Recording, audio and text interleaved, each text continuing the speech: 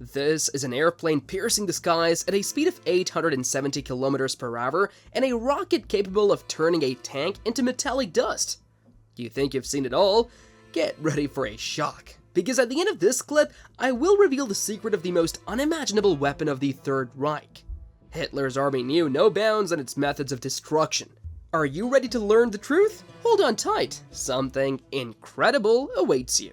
German industry achieved great success in the development and creation of rocket and jet engines during the war years. Much of the success was due to the fact that the development of jet engines did not fall under the restrictions of armament production imposed on Germany after the defeat in World War I. Thus, the initial developments of jet aircraft began there long before the Nazis, in the 1920s. Germany's first jet aircraft, the Heinkel He-178, took to the skies on August 27, 1939. However, the aircraft did not make a big impression. Engineers achieved significant success only with the creation of another aviation invention, the Me-262, which had a speed of approximately 540 miles per hour. Work on the Me-262 project began in the early 1940s in Germany. The main developers were the company Messerschmitt and its engineers. The idea of creating a jet fighter arose from the need to increase the speed and efficiency of the Luftwaffe air forces. The Germans expected that with a speed advantage of almost 25% over the fastest aircraft of the anti-Hitler coalition countries, they would be able to conquer the entire sky. The first flight of the Me-262 prototype took place on July 18, 1942. Despite technical difficulties, the Messerschmitt Me-262 was put into mass production and entered service in 1944. It became the first jet aircraft used in combat. During World War II, the Me-262 was deployed to combat Allied bombers and fighters. Its high speed and maneuverability made it dangerous for enemy aircraft, but problems with pilot training and technical maintenance reduced its effectiveness. The Messerschmitt Me-262 had a significant impact on the development of aviation, demonstrating the potential of jet engines. Its technology and design served as the basis for future aircraft and air vehicles. Overall, the Messerschmitt Me-262 was a significant step in the development of aviation and remains a significant symbol of technological progress and innovation in military aviation. Moving on to the next novelty that few know about, Germans made a significant contribution to the development of tank warfare, and at the same time, no less contribution to the development of anti-tank warfare. For these purposes, they had not only anti-tank rifles and artillery, but also the wonder weapons of the Reich in the form of the first grenade launchers. Much more interestingly, in Germany during the war years, they also created the first ATGM anti-tank guided missile. It was not perfected, but it was a formidable weapon.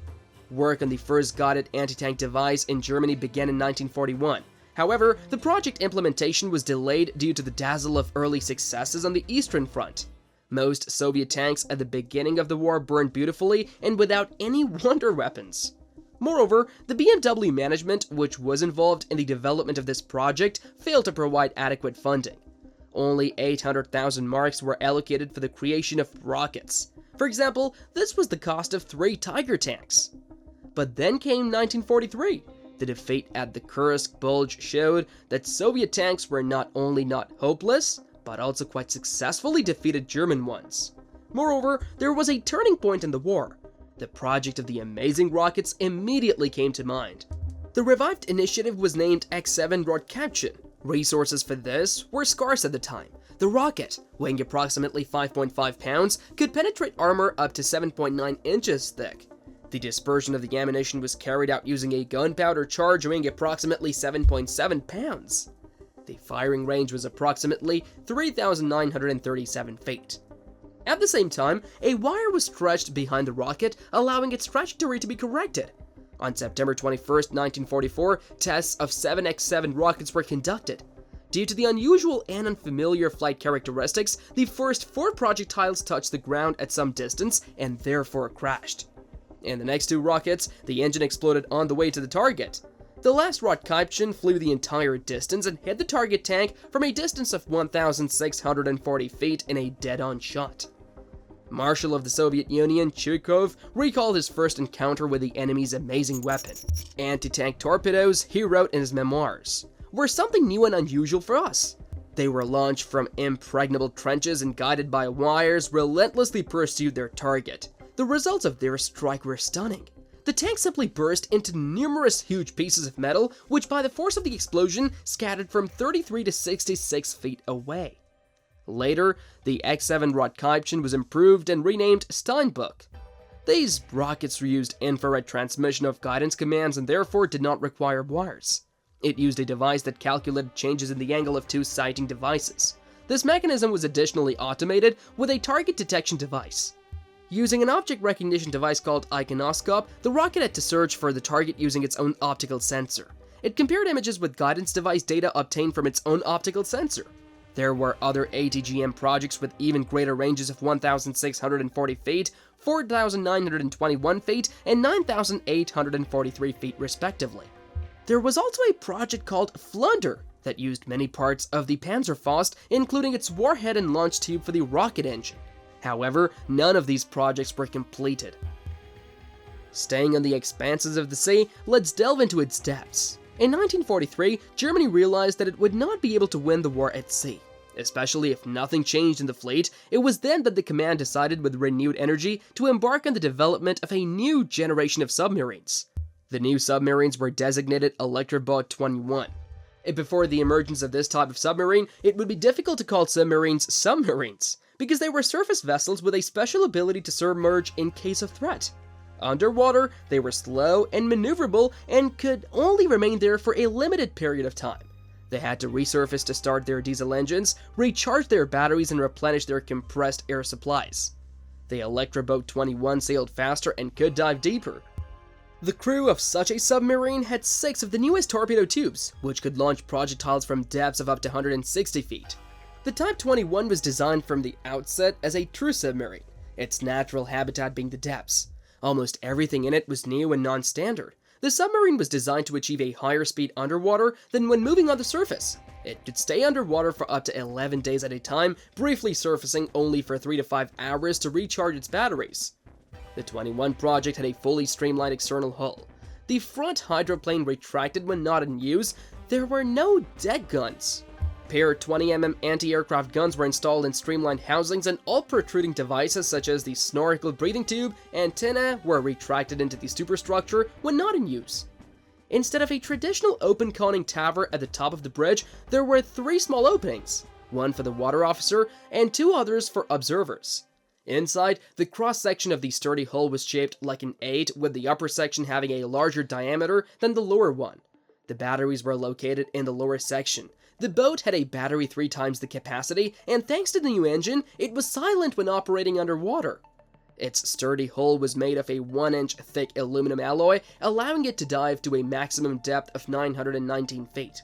It was the deepest diving of all military submarines of the time. Thanks to its silent running and high speed underwater, it was much more difficult for enemy anti-submarine ships to locate or detect their submarine. It also had a sophisticated echo-ranging chamber that could identify, track, and target multiple ships. The submarine could fire blind from depths of up to 160 feet. Thanks to a new hydraulic quick reloading system, the crew could fire 3 salvos of 6 torpedoes in just 20 minutes. The increased interior space also allowed it to carry more torpedoes, 23 instead of 14 on the previous type. And fortunately, the Germans never managed to organize mass production of the revolutionary submarines. By 1945, the situation with the 21 program had become hopeless. Mass Allied bombing led not only to the destruction of shipyards, but also of ready submarines undergoing trials. 17 ready ships of the 21 type were destroyed in harbors from December 1944 to May 1945. The reality was that Germany could not afford to implement such an ambitious project in such a short period of time. Yet some of the Reich's engineering projects bordered on madness. It turns out that in Germany as far back as the 1920s, serious consideration was given to the creation of a solar cannon. In 1929, the political scientist and philosopher Albert Oberth wrote a book called The Way to Spaceflight, in which he presented his idea of building a space station placed in orbit around the Earth. The scientist suggested that the station should be located 620 miles above the Earth's surface. In the same book, Oberth hypothesized about the possibility of assembling a station in space using pre-prepared modules. In fact, the German scientist described the methodology for assembling a modern ISS. In addition, Oberth described in detail the method of creating an artificial gravitational field. The scientist's idea was mainly peaceful. He believed that the station could be used as a radio transmitter, observatory, or powerful center for studying the Earth. However, the German military became interested in the station's potential.